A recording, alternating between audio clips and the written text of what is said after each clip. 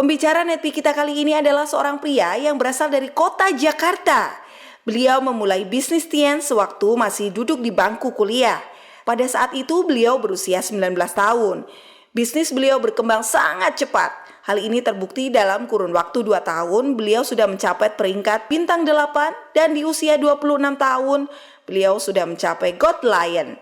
Pada waktu itu beliau tercatat sebagai God Lion termuda di Indonesia dan di usianya yang ke-27 tahun beliau mencapai peringkat Diamond. Saat ini beliau telah menerima Special Cash Reward Car, yacht plan dan jaringan bisnisnya telah berkembang kuat di Indonesia dan di luar negeri. Bagaimana proses perjalanan beliau menjalankan bisnis Tiens? Mari kita belajar dari Johan Wijaya. Halo Bapak Ibu sekalian, apa kabar? Perkenalkan, nama saya Johan Wijaya, latar belakang saya sebagai seorang pengusaha. Saya di kota Jakarta. Nah, pada malam hari ini tadi kita sudah melihat sharing dari Pak Budiade ya. Sharingnya sangat-sangat bagus sekali, di mana bahwa bisnis Tiens ini bisa merubah kehidupan orang from zero to hero. Pak Budiade ini kan latar belakangnya tukang parkir, tapi hidupnya bisa berubah drastis dengan membangun bisnis Tiansi.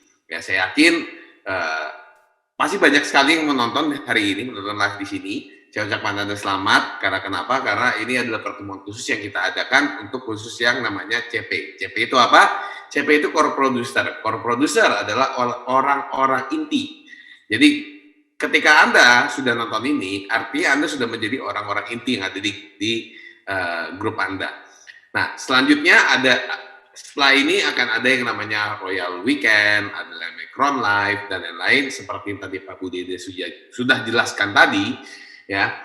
Itu adalah step-stepnya. Jadi banyak orang yang pengen mulai bisnis Tiansi, tapi bingung nih mulainya gimana, ya kan? Bagaimana cara memulainya, gimana cara bisa sukses, ya kan? Intinya pertanyaannya bagaimana caranya mulai untuk bisa besar bisnisnya. Sebenarnya nggak ada yang hebat dengan kami di sini.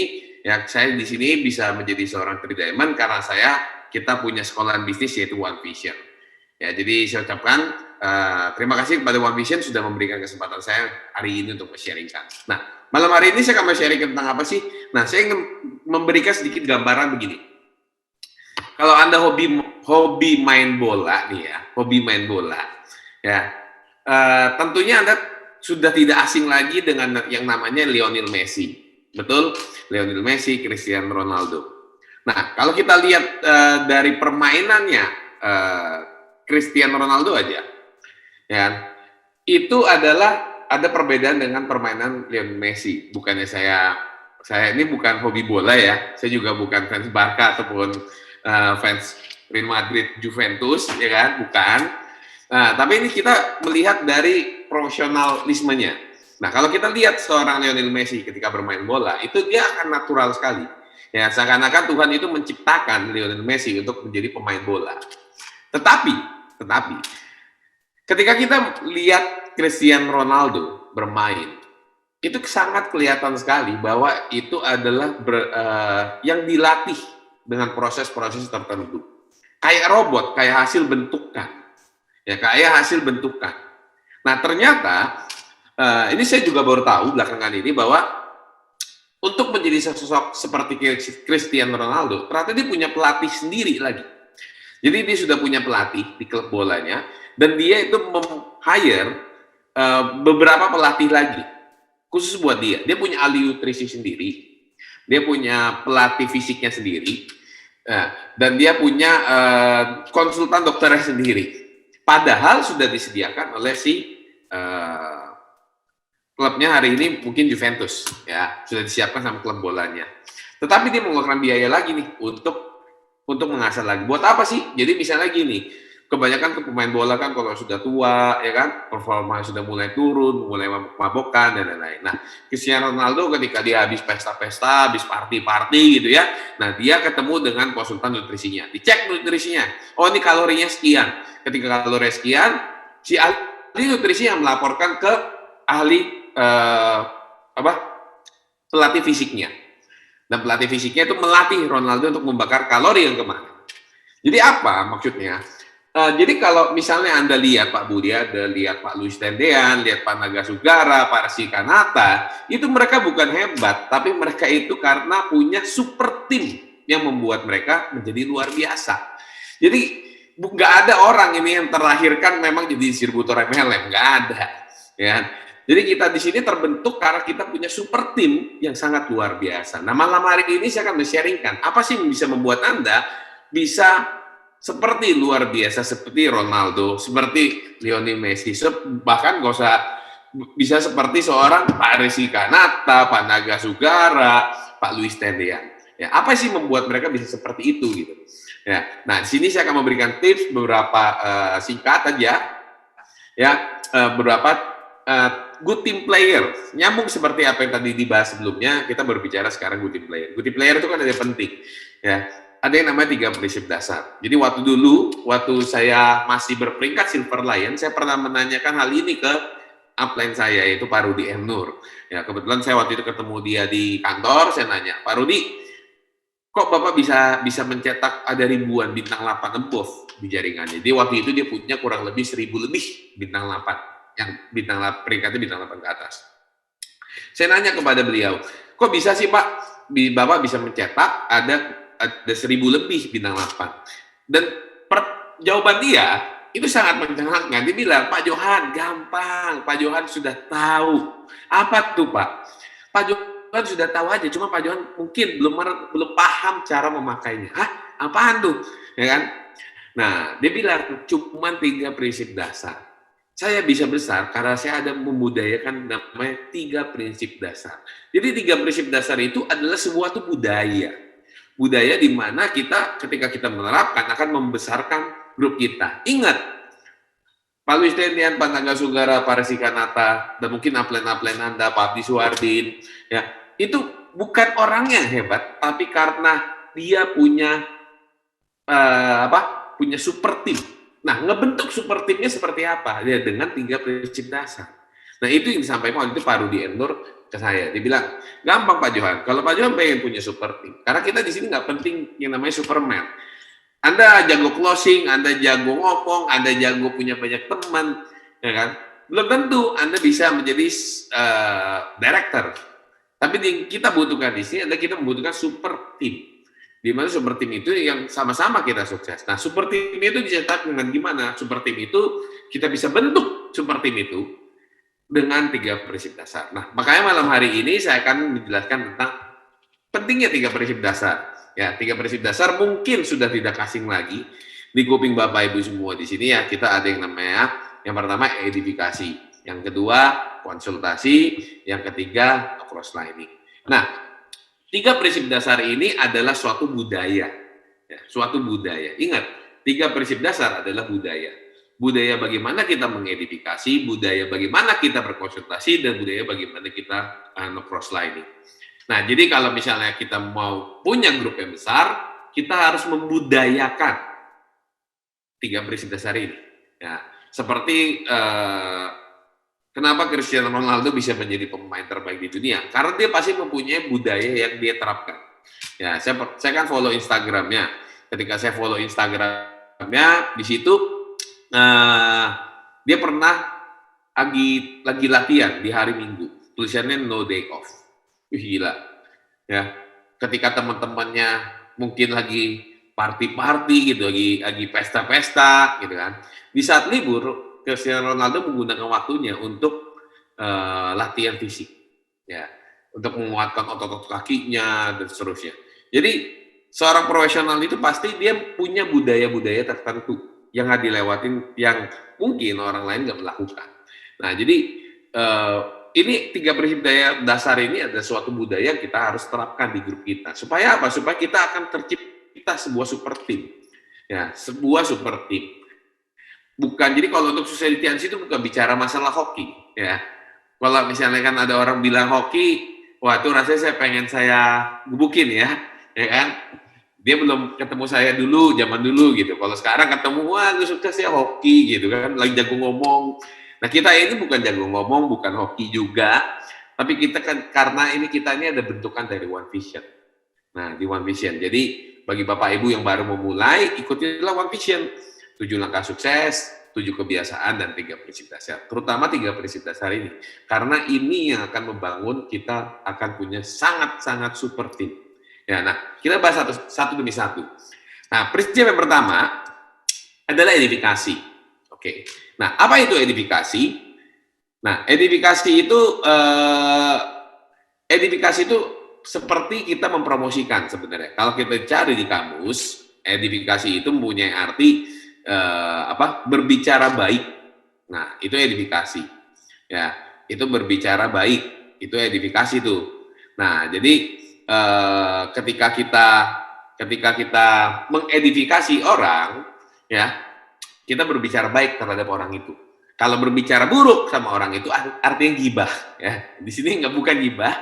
Edifikasi itu kebalikan gibah, ya. Mungkin kalau bahasa gaulnya sekarang, ya, kebanyakan orang kan gibah-gibah, ya kan. Nah, itu edifikasi itu kebalikan dari gibah. Kalau gibah berbicara jelek tentang orang lain, kita edifikasi itu berbicara sesuatu yang baik terhadap orang lain. Oke, nah, di bisnis Tiansi itu sangat penting sekali, Bapak Ibu, ya, edifikasi. Banyak macam, ya kan. Edifikasi itu kita bisa mengedifikasi apapun. Nah, karena cara kerja edifikasi itu seperti ini. Misalnya, ya, ini Anda. Nah, misalnya ini Anda, ya, Anda mengedifikasi si upline. Nah, si prospek, Anda bawa prospek, dan Anda mengedifikasi upline Anda, si prospek itu akan respect dengan upline Anda. Oke? Jadi itu akan memberikan nilai tambah. Dan ketika upline mengedifikasi downline, upline mengedifikasi downline itu akan dapat rasa kepercayaan dari si prospek. Nah, jadi dengan lingkaran seperti ini, dengan segitiga yang seperti ini, maaf, bukan lingkaran, segitiga, ini akan memberikan nilai tambah buat tim kita. Bayangkan, ya, kalau misalnya kita mengedifikasi upline kita luar biasa, prospekan itu akan respect. Ya, ciri-cirinya bagaimana kalau kita berhasil mengedifikasi upline kita? Simple sebenarnya ciri-cirinya. Ketika ada telepon masuk tuh si prospekan kan, atau itu artinya prospekan sudah mulai respect dengan upline berkat mengedukasi. Ya, jadi sangat penting sekali, ya, sangat penting. Nah, ketika upline mengedifikasi downline, prospek ini akan meningkatkan kepercayaan terhadap Anda. Ya, jadi edifikasi ini harus dari pihak ketiga. Ya, nah, efek dari edifikasi ini adalah bisa memberikan nilai tambah untuk upline Anda, untuk tim Anda, ya, dan memberikan rasa aman tentunya, ya kan. Kalau misalnya Anda tiba-tiba datang main di jelasin bisnis, ya itu siapa gitu. Anda bayangin deh, Anda bawa prospek, lalu datanglah teman Anda, ya, datang satu orang ini datang pengen jelasin bisnis tanpa Anda perkenalkan, tanpa Anda edifikasi, itu orang prospekan itu akan melihat ini siapa, gitu. Tapi ketika Anda sudah mulai mengedifikasi upline Anda, minimal teman Anda itu pasti, ini siapa ya, gitu. Ya. Nah, dari efek dari edifikasi ini akan memberikan nilai tambah buat si upline. Nah, edifikasi yang terbaik adalah, dari pengalaman saya, edifikasi yang terbaik itu adalah edifikasi yang rutin. Bukan edifikasi yang ketika upline Anda sedang membantu, atau bukan edifikasi ketika tidak ada upline. Edifikasi yang terbaik adalah yang rutin setiap hari Anda omongin.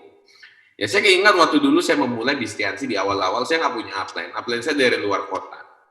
Jadi ketika upline saya ngebantu ke Jakarta, itu bisa booming banget.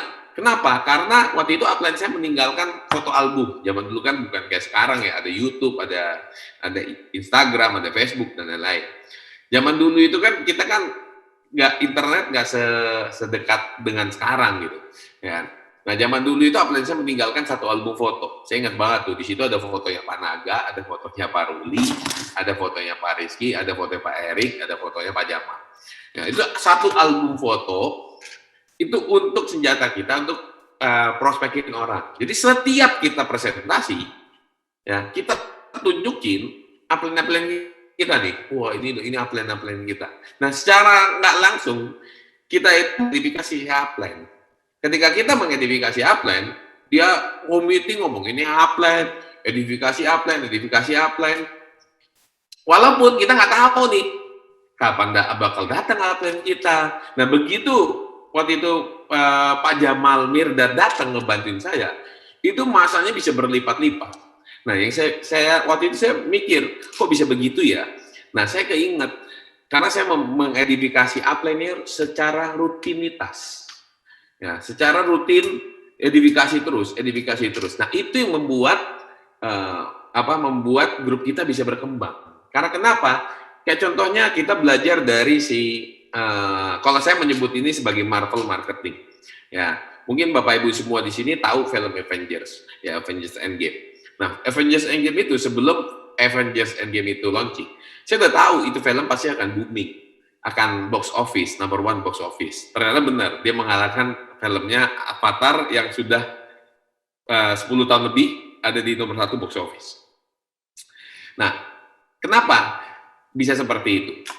Karena di tahun 2008 kita mulai dikenali dengan namanya Iron Man.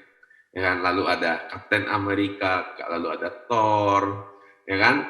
Ada Doctor Strange dan lain-lain jadi satu, Avengers 1, Avengers 2 sampai Avengers Endgame. Ketika Endgame, maka jadi box office. Kenapa? Karena dari awal, dari tahun 2008 kita sudah dikasih tahu nih, secara nggak langsung sudah di brainwash, ini loh superhero-nya, ya kan?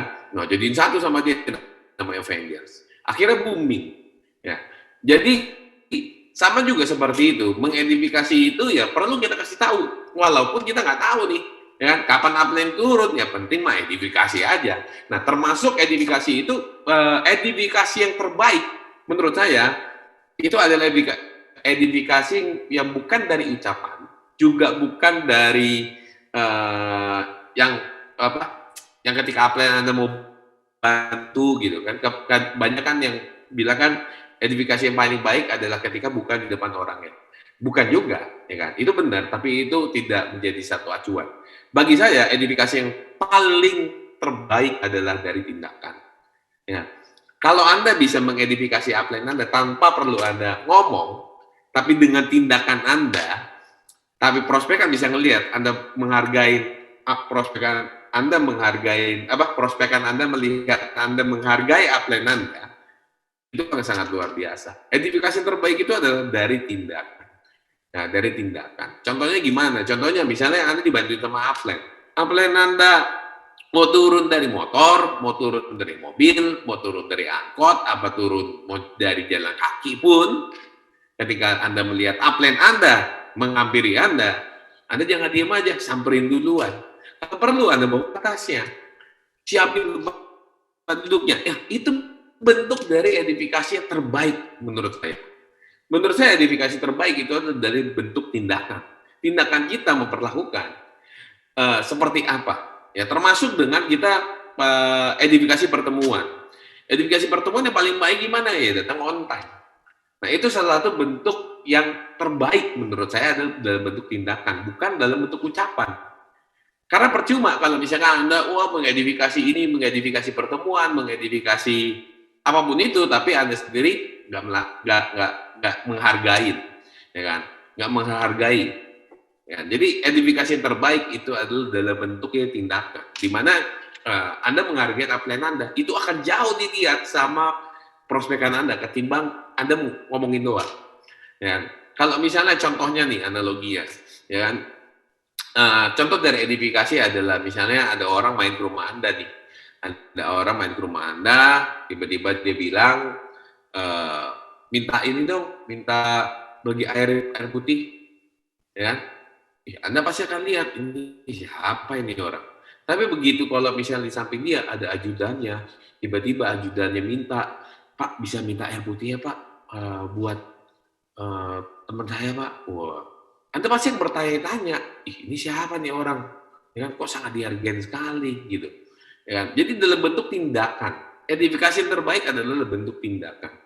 Bahkan kalau misalnya saya di grup saya suruh bilang tindakan itu harus lebay. Dibuat selebay-lebaynya, ya kan? dibuat yang lebay-lebay, walaupun Anda sudah kenal baik dengan upline Anda sudah kenal dekat sekali dengan upline Anda, dibuat yang lebay. Karena kenapa? Semakin lebay akan semakin luar biasa.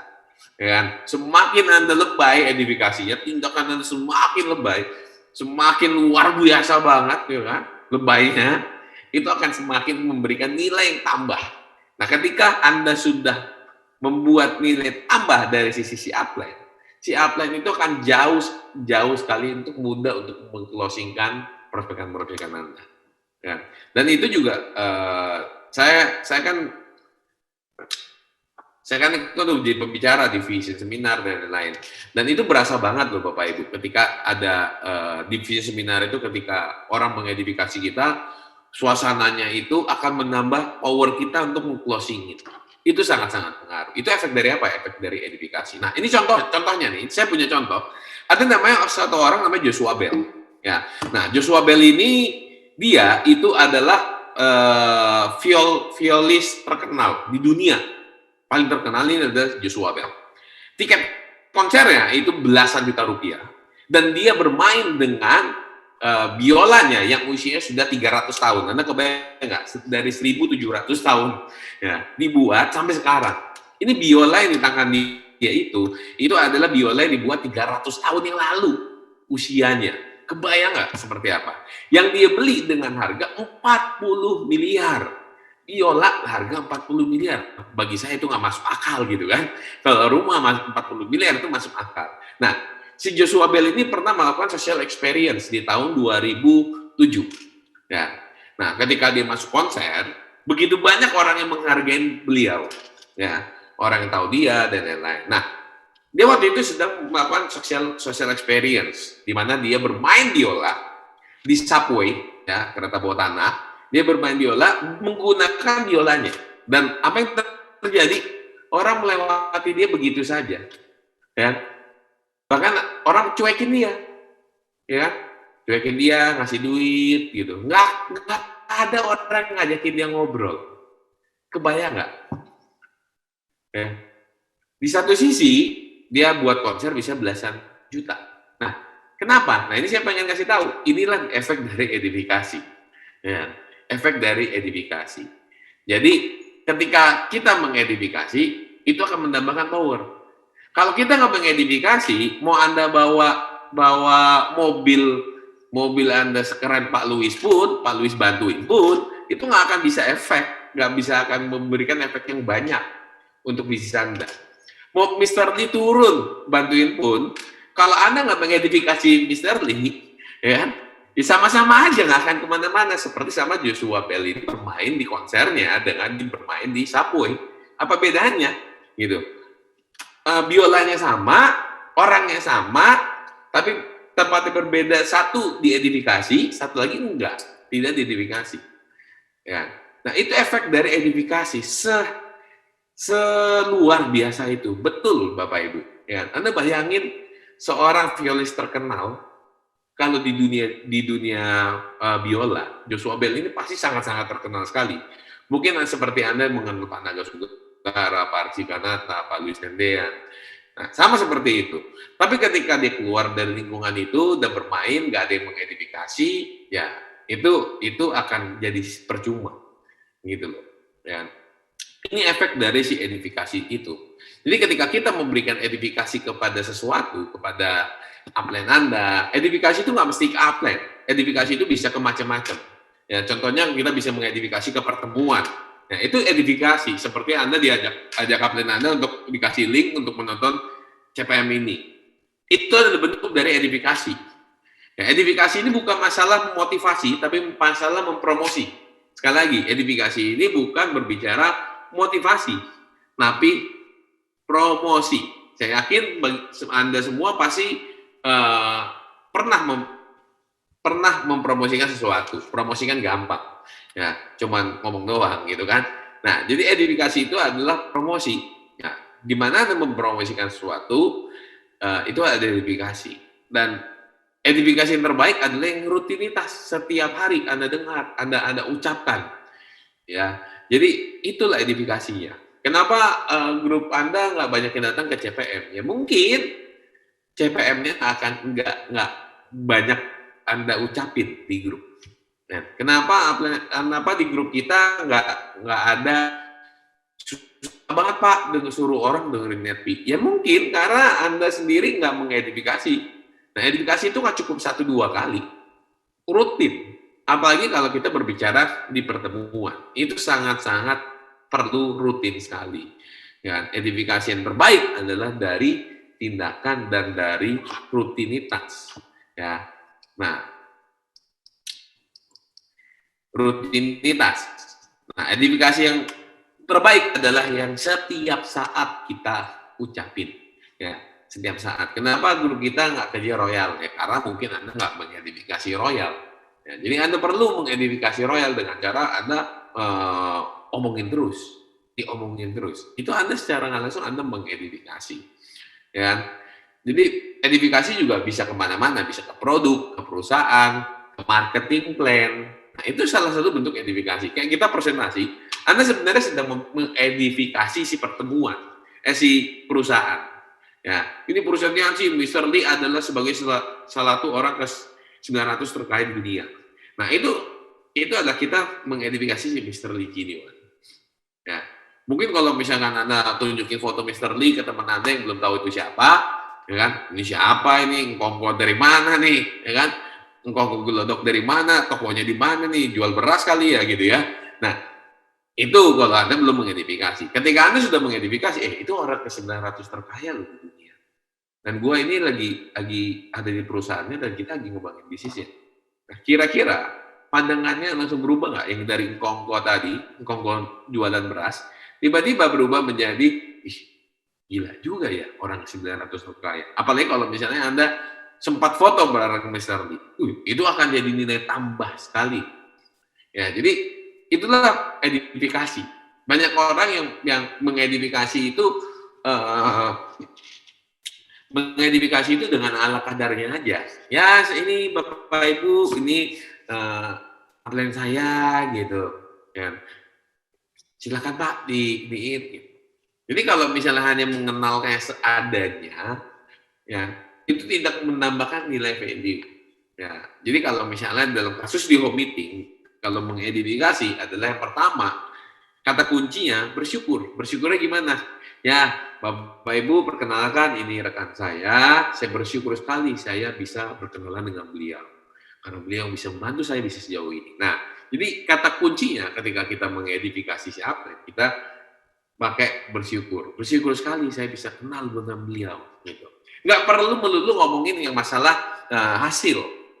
Ya, banyak orang yang, wah Pak, saya kalau diidentifikasi gimana dong Pak, saya belum ada hasil, saya belum keluar negeri, saya belum dapat apa-apa, ya kan motor aja nggak punya Pak, masih jalan kaki Pak, gimana dong Pak identifikasi? Nah, identifikasi itu nggak mesti dari bentuknya fisik, gitu, nggak mesti dari sebuah prestasi, ya, tapi dari ikatan emosional Anda dengan upline Anda, itu yang paling penting sebenarnya. Dan seorang bintang 4 itu akan bisa jadi sangat luar biasa ketika edifikasinya luar biasa. Seorang bintang 6 itu akan bisa sepowerful seorang diamond ketika mengedifikasinya dengan sangat luar biasa sekali. Ya, jadi edifikasi itu sangat-sangat penting sekali, terutama bagi ketika kita membangun jaringan terutama. Dan apalagi edifikasi di pertemuan, edifikasi seperti saya bilang tadi nggak mesti dulu ke upline, ke downline juga. Ya. Edifikasi ke downline, jadi upline biasanya kalau sudah diedifikasi jangan mentok di Anda. Kalau saya sih nggak mau mentok, saya selalu mengedifikasi downline saya lagi. Jadi ketika Anda sudah diedifikasi, Anda sudah diberikan power nih, ya. Lalu powernya Anda lempar lagi ke bawah. Anda lempar lagi ke bawah powernya. Biar supaya apa? Biar terjadi yang namanya good team player. Disitulah good team playernya. Ya, jadi jangan lemparnya ke atas mulu, mentoknya di upline doang. Ini kalau Anda sudah diedifikasi, jangan lupa mengedifikasi downline Anda. Ya, jadi edifikasi itu seperti nafas. Kalau Anda tarik terus, coba Anda nafas terus. Ya, susah, nggak bisa kan? Anda harus tarik, Anda buang. Nah, buangnya itu lemparnya ke downline. Jangan pernah lupa ketika Anda sudah diidentifikasi, Anda identifikasi lagi si downline Anda. Nah, kalau di kasus pertemuan, kalau Anda sudah ada yang peringkat lebih tinggi, Anda identifikasi gitu. Apalagi kalau ada upline Anda, ya kan? Nah, itu penting untuk mengidentifikasi karena senjata kita itu di sini, identifikasi ini. Banyak orang itu yang salah sangka, terutama di grup saya, itu identifikasi salah-salah. Nah, ketika kita mengidentifikasi dengan sangat luar biasa, pentingnya pertemuan, pentingnya CPM, pentingnya royal, kita mengidentifikasi dengan sangat luar biasa, bahkan kita buat yang lebay. Ingat, identifikasi akan tampak luar biasa ketika kita lebay, selebay-lebaynya. Kita buat yang lebay sekali. Ya, Anda bisa buat orang itu penasaran, baca buku ketika Anda mengidentifikasi dengan lebay. Anda bisa membuat orang itu dengerin Netpi, dia mau dengerin Netpi langsung ketika Anda mengidentifikasi dengan lebay-lebayan. Jadi identifikasi itu harus lebay, harus banget. Apalagi kalau misalnya di pertemuan, waduh, itu Anda harus lebay banget. Ya. Nah, jadi kata kuncinya identifikasi itu harus lebay. Nah, oke. Nah, yang berikutnya adalah apa? Konsultasi. Nah, ini yang saya pelajarin adalah konsultasi yang terbaik itu bukan konsultasi yang bulanan. Bukan sebulan sekali, bukan seminggu satu kali, tapi konsultasi yang terbaik itu adalah konsultasi yang informal. Informal kenapa? Informal itu konsultasi yang rutin setiap hari. Kenapa? Karena konsultasi itu secara nggak langsung itu adalah ibaratnya komunikasi kepada upline Anda, kepada tim Anda. Jadi Anda bisa tahu nih upline pergerakan downline Anda seperti apa dan kayak gimana gitu, ya kan? Nah, bahkan seperti saya bilang tadi, Cristiano Ronaldo aja sudah menjadi pemain terbaik dunia, dia punya konsultannya khusus untuk melatih dia lagi. Di luar konsultan, di luar pelatih dari klub bolanya. Bahkan dia mengeluarkan biaya lagi untuk konsultannya dia. Ya, bayangkan, seorang sebesar, setenar, seluar biasa Cristiano Ronaldo aja masih menggunakan jasa konsultasi. Kebayang nggak? Nah, jadi kalau Anda ingin besar, ya, konsultasi ke upline. Nah, maksudnya konsultasi ke upline itu kan nggak pernah yang namanya upline Anda minta bayar. Ya, karena nggak pernah minta bayar, makanya banyak sekali orang yang bermales-malesan konsultasi yang anggap enteng. Gitu. Kalau konsultasi dibuat berbayar, nah itu kayaknya bakal luar biasa, ya kan? Nah, jadi karena di sini konsultasi itu gratis, banyak sekali dolen-dolen kita yang mungkin, dolen-dolen saya terutama, yang meremehkan. Oh, bisa kapan-kapan lah, bisa inilah. Nah, saya ngomong konsultasi yang terbaik ada konsultasi yang rutin. Ya, komunikasi. Komunikasi yang rutin itu adalah yang akan mengarahkan Anda untuk ke goal Anda. Semakin lama Anda semakin dekat dengan goal. Karena kenapa? Di Bistiansi ini, goal Anda adalah goal upline juga. Jadi kalau Anda ingin tahu dekat jauhnya goal Anda, ya kan, mencari solusi untuk masalah-masalah lapangan, itu Anda perlu komunikasikan kepada upline Anda.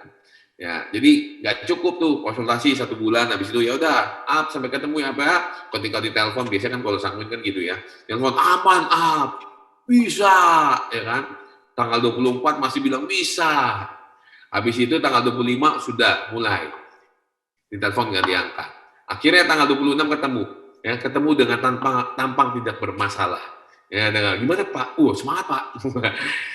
biasanya kayak begitu ya, ya kan?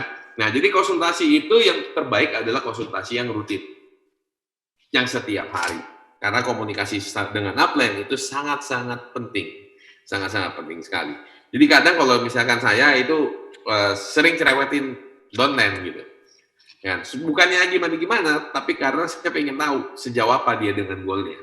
Ya, jadi konsultasi itu meliputi apa aja sih? Apa aja sih yang kita konsultasikan? Tujuannya buat apa? Ya, pertama untuk menentukan goal, untuk mencari solusi terhadap kendala-kendala yang dihadapin. Kayak misalnya dulu saya punya downline saya bilang, waktu zaman dulu kan ada promosi ngejar motor. Ya kan? Ngejar motor, kok nggak dapet? Ya kan? Iya Pak, terakhir kurang 5.000 gitu. Terus nggak ada upline yang tahu, waduh sayang banget gitu. Jadi itu miskonsultasi itu bisa membuat goal kita akan semakin jauh gitu. Jadi konsultasikan goal Anda, ceritakan perjalanan untuk menuju goal itu, gitu. Biar upline Anda bisa mencarikan solusi. Ya, seperti saya bilang tadi, orang hebat itu pun butuh pelatih. Ya, nggak ada tuh orang yang hebat itu nggak butuh pelatih. Ya, jadi sehebat apapun orang itu pasti dia ada pelatih. Istilahnya pasti ada mentor. Saya pernah nonton di videonya si Sandiaga Uno, ya kan? Dia bilang semua orang-orang sukses itu pasti punya yang namanya mentor, ya punya yang namanya mentor. Ya contohnya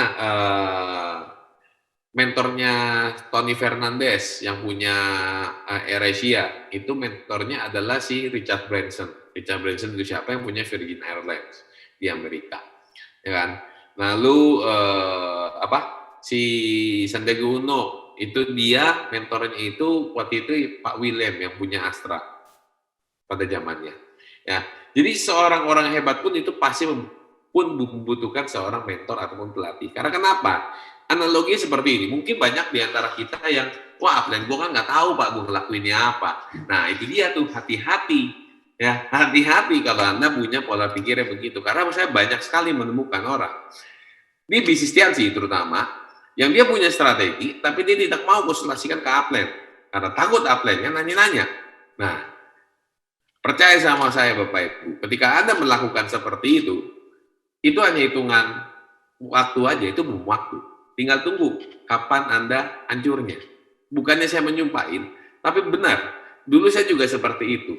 Ya, tahun 2013 saya ketemu cara iklan, cara bermain online. Lalu upline saya nanya gimana, saya tutupin. Akhirnya gimana? Akhirnya ada masalah di bawah, ya kan? Akhirnya ke saya sendiri doang, dan saya akhirnya waktu itu pusing sendiri, gitu loh. Jadi ya percaya sama saya. Nah, kenapa? Karena begini, mungkin upline Anda tidak tahu Anda bermain di mana. Mungkin dia tidak tahu Anda, mungkin dia punya kekurangan, nggak bisa online, nggak bisa offline, atau apapun itu. Ya. Tapi percaya sama saya, seorang upline itu punya sudut pandang yang jauh lebih luas ketimbang Anda. Ya, kayak contohnya seperti ini analoginya. Menurut Anda kira-kira Mike Tyson kira-kira kalau misalnya dia bertanding tinju nih, waktu zaman dulu dia bertanding tinju, kira-kira menurut Anda nih Mike Tyson, antara pelatih dengan Mike Tyson, siapa yang menang? Saya yakin banyak di antara Anda pasti akan jawab mungkin Mike Tyson yang menang. Betul, memang Mike Tyson yang menang. Tetapi satu hal, Mike Tyson tidak bisa melihat dan tidak tahu kekurangannya di mana. Tapi seorang pelatih tahu di mana kelebihan dan kekurangannya si Mike Tyson. Seperti itulah. Sama seperti pemain bola. Pelatih bola belum tentu bisa bermain bola. Ya. Pelatih bola terkadang itu belum tentu bisa bermain bola. Pelatih ya pelatih. Tapi banyak juga pelatih yang membawa klub bolanya ada di kejuaraan. Karena kenapa?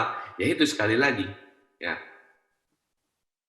Konsultasi itu sangat-sangat penting. Mungkin Anda lebih hebat, Anda lebih luar biasa ya, daripada upline Anda. Tetapi Anda perlu untuk tetap mengkonsultasikan kepada upline Anda. Karena kenapa? Karena konsultasi itu adalah hal-hal yang sangat-sangat vital sekali dalam membangun bisnis. Kalau Anda salah langkah, itu urusannya panjang Bapak Ibu. Nah, urusannya panjang sekali. Jadi sangat-sangat penting ketika Anda mau melakukan sesuatu, Anda konsultasikan dengan upline Anda. Ya, ceritain aja gitu. Ya, ceritain aja apa yang Anda lakukan, bagaimana cara kerja Anda melakukan ini, dan itu perlu dikonsultasikan walaupun upline Anda nggak ngerti, nggak masalah. Karena biar dia bisa membantu Anda memikirkan segala macam solusinya. Ya. Nah, oke, apa aja yang perlu dikonsultasikan? Nah, ini dia. Apa aja yang perlu dikonsultasikan? Nah, yang selama pengalaman saya di bisnis Tiansi, kalau saya konsultasi ke upline itu semua-muanya. Ya, jadi konsultasi ini nggak harus berbicara tentang bisnis saja. Ya, yang pasti tentang keuangan. Itu perlu sekali Anda konsultasikan. Ya, konsultasikan ke upline Anda. Contohnya, saya kan dari Bistiansi punya peternakan ayam. Sebelum saya buka peternakan ayam, saya konsultasikan dulu ke Pak Jamal, habis itu ke Pak Naga. Saya nanya, Pak, kalau misalnya saya pengen buat peternakan ayam gimana? Gitu. Nanti kasih tahu gini. Nah, itu saya konsultasikan. Waktu saya mau beli mobil Mercy, dari mobil BMW ganti mobil Mercy, saya konsultasikan ke Pak Naga. Asli, itu saya konsultasikan ke Pak Naga.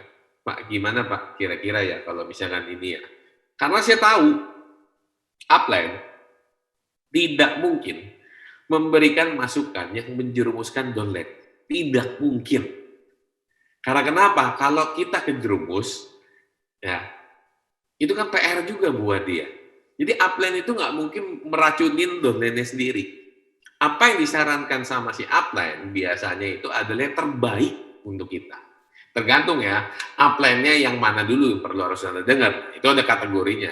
Upline yang masuk dalam One Vision. Ya, kalau misalnya upline Anda nggak jarang datang pertemuan, home meeting juga nggak pernah, ya kan?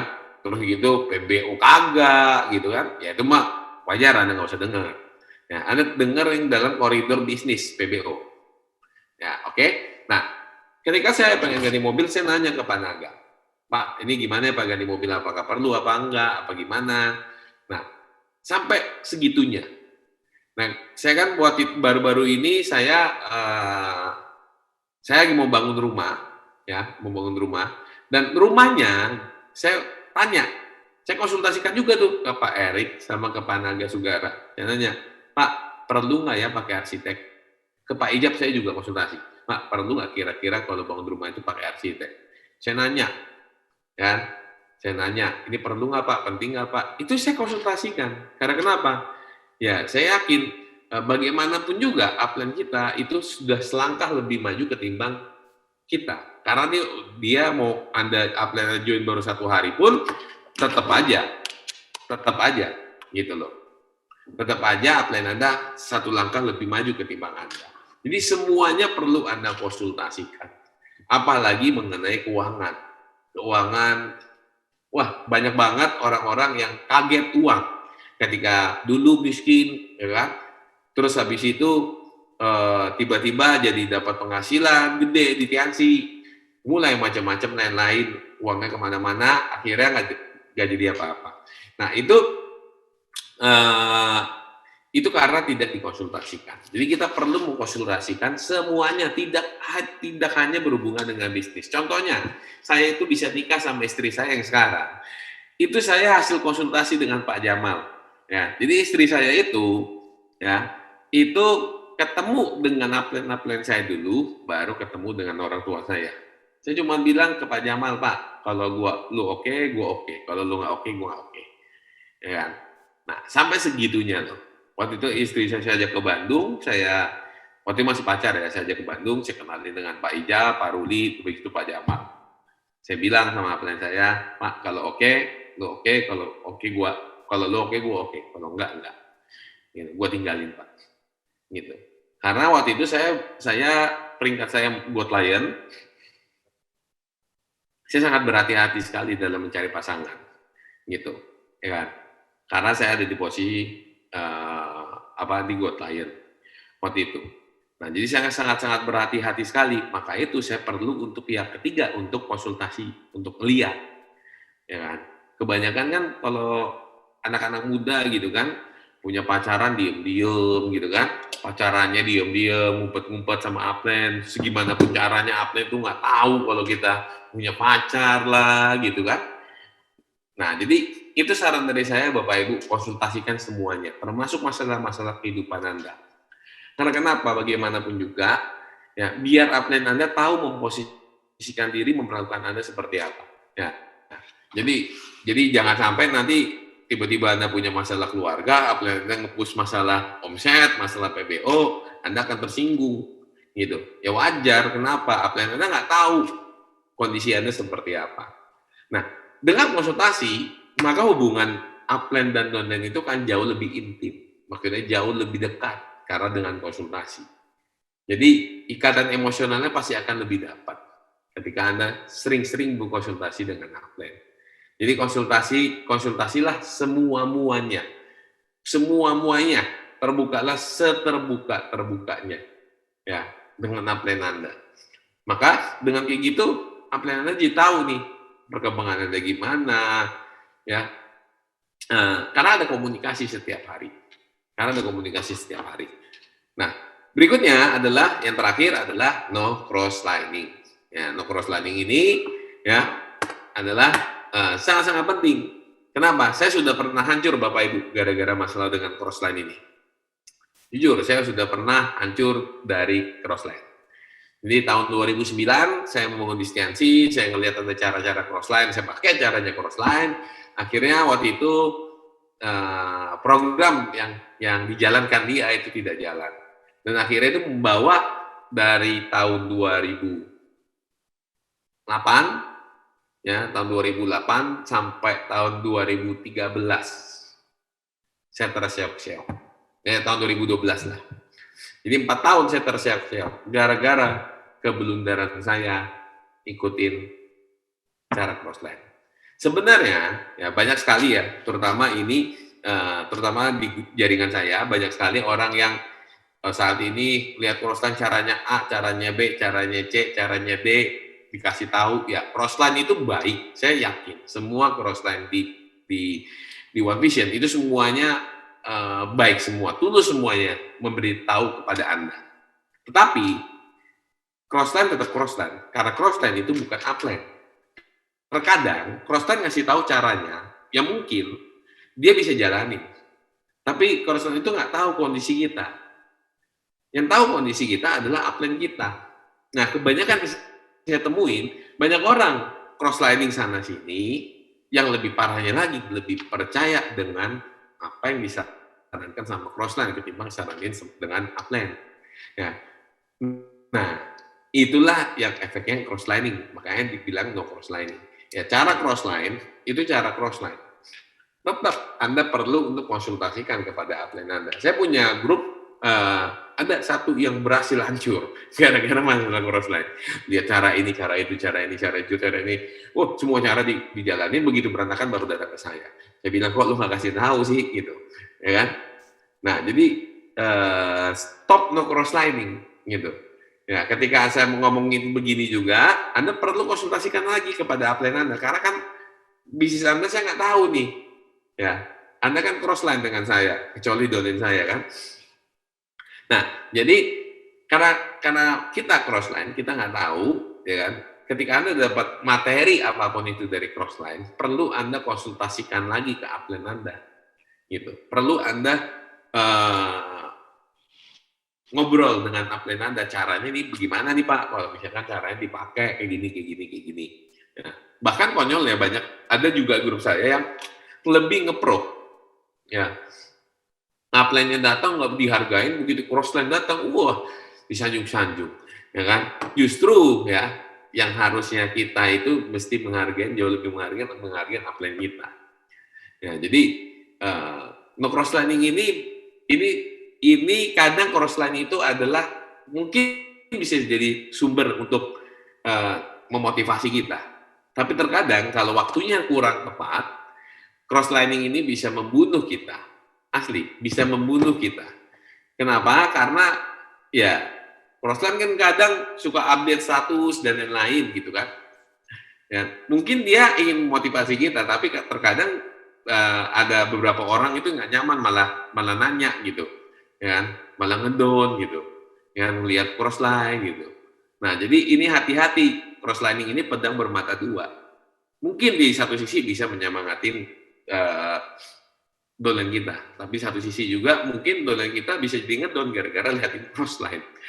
Nah, ini harus dijaga no crosslining. Ya, no crosslining itu sebatas apa sih? Sebatas mengenai yang namanya bicara bisnis, buka-bukaan bonus, itu dilarang. Ya, dan dilarang juga untuk cross lover gitu ya. Dilarang juga untuk cross lover. Karena saya dulu pernah cross lover dengan crossline dan ujung-ujungnya berantakan. Ya hubungan saya dengan upline-nya berantakan dan jaringan saya juga berantakan. Jadi sama-sama berantakan akhirnya. Dan ya nggak ada yang menang gitu loh. Ya kan? Jadi lebih baik kalau bagi saya, ya kan, kalau Anda yang masih muda nih punya pasangan, kalau bagi saya, ya kalau bagi saya nih kalau misalnya mau pacarin donen, ya wajib udah serius ngajakin nikah. Tapi kalau misalnya Anda belum serius-serius banget, mendingan nggak usah. Nah itu downline loh, apalagi crossline, gitu. Bahaya. Kalau kata upline saya bilang, ya bibir aja bisa nempel, ya kan? Apalagi nggak mungkin nggak no crosslining. Nggak mungkin nggak crosslining, masih crosslining. Betul, gitu loh. Ya, jadi inilah tiga prinsip dasar Bapak Ibu. Ya. Ini membuat kita bisa menjadi super team ketika kita menjadi seorang good team player. Ya, jadi good team player yang baik adalah diedifikasinya dari tindakan. Ya, Anda memberikan edifikasi terbaik itu kelihatan dari tindakan Anda. Ya, percuma Anda ngomong, pertemuannya bagus tapi bentuknya Anda datangnya telat. Anda bilang edifikasi upline Anda luar biasa, tapi tindakan Anda tidak menghargai upline Anda. Ya, tidak menghargai upline Anda, tidak mau mendengarkan upline Anda. Nah, saya diceritain sama Pak Rudi Emnur waktu itu, bahkan ya, jadi Pak Rudi Emnur dia kan udah ada di sebelumnya di perusahaan lain. Ya, dia bilang, wah itu budaya konsultasinya sangat kuat gitu. Bahkan kalau misalnya dia pun udah tahu jawabannya, ya Anda udah tahu jawabannya, perlu Anda cross check lagi kapten Anda sampai segitunya. Ya, jadi konsultasi itu walaupun Anda sudah tahu nih jawabannya, perlu nggak Anda konsultasi? Perlu. Ya, siapa tahu upline Anda ngelihat yang jauh lebih ke depan, bisa lihat jauh lebih jauh dibandingin Anda. Jadi edifikasi adalah yang terbaik adalah bentuk tindakan dan yang rutin, dan konsultasi yang terbaik itu bukan 1 minggu 1 bulan ya ataupun yang formal, tapi konsultasi yang terbaik itu ada yang informal, yang rutinitas. Ya supaya apa? Supaya upline Anda bisa sama-sama tahu Anda jauh apa dekat. Kalau ada masalah di lapangan, Anda bisa mencari solusinya. Dan yang terakhir adalah no crosslining. Ya, dan no crosslining ini percaya sama saya Bapak Ibu, itu crossline itu baik banget. Crossline di TNC sangat-sangat luar biasa, apalagi kita di keluarga besar One Vision. Mereka itu benar-benar tulus ketika men-sharingkan ilmunya. Tetapi jangan sampai kita menjadi distributor yang tidak tahu diri. Kenapa? Kita tidak tahu diri, kita mestinya kita konsultasikan dulu ke upline kita, cocok nggak cara ini dipakai. Ya, dan jangan telan mentah-mentah dari berbagai macam crossline, kita dengerin, kita konsultasikan ke upline, cocok diterapin, nggak cocok ambil baiknya, ya, yang cocok Anda terapin, nggak cocok ya udah nggak usah diterapin. Ya, percaya sama saya. Saking baiknya komunitas ini, crossline ini, saking luar biasanya crossline di One Vision. Terkadang kita jadi apa ya? Jadi mengabaikan konsultasi hasil dari si sharing dari crossline, mengabaikan konsultasi dengan upline. Nah, karena kenapa kok? Cara ini bagus nih Pak, gini. Ya, jadi crosslining ini bisa menaikin bisnis, bisa juga menurunkan. Tergantung dari Anda mau konsultasiin apa enggak. Jadi 3 prinsip dasar ini membuat super team. Kalau Anda ingin tahu, seperti inilah. Nah, kalau Anda menjadi good team player yang baik, Anda akan team player yang sangat luar biasa. Nah, contohnya seperti Lionel Messi, jago banget main bola, kalau di Barca. Tapi kalau pindah ke Argentina, belum tentu. Karena kenapa? Di Barcelona, dia sudah punya super team yang luar biasa. Kita tidak perlu yang namanya orang yang Superman, orang-orang yang punya pengaruh yang besar, tidak perlu. Yang kami butuhkan di sini adalah super team. Jadilah good team player yang baik. Dengan Anda menerapkan 3 prinsip dasar, ini saja, saya yakin tim Anda pasti akan besar. Mau dari latar belakang apapun Anda, mau dari Anda mulai dengan kondisi yang kayak gimana pun ketika Anda menerapkan 3 prinsip dasar menjadikan budaya di grup Anda, saya yakin 1, 2, 3 tahun ke depan pasti Anda bisa menjadi seorang diamond juga. Oke, paling itu aja bisa saya sharingkan. Terima kasih telah mendengarkan saya dan sampai jumpa di puncak sukses. Terima kasih, selamat malam.